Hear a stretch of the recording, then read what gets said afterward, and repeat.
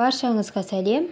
Бүгін сіздерге лимонның топ 15 пайдасымен бөлісетін боламын.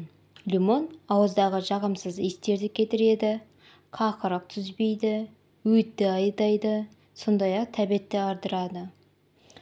Құсуды тоқтатады, қорытуды жеңілдетеді, ісікті кетіреді, шөлді басады, жүректің қатты соғуын басатын болады, бауырдың жұмысын жақсартады.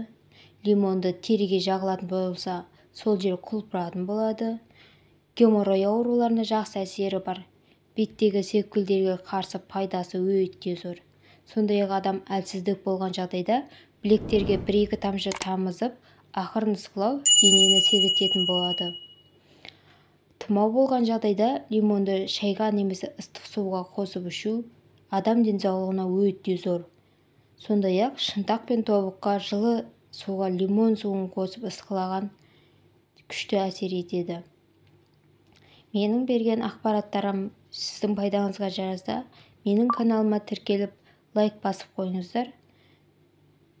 Алдағы уақытта өте құнды пайдалы ақпараттармен бөлісетін боламын.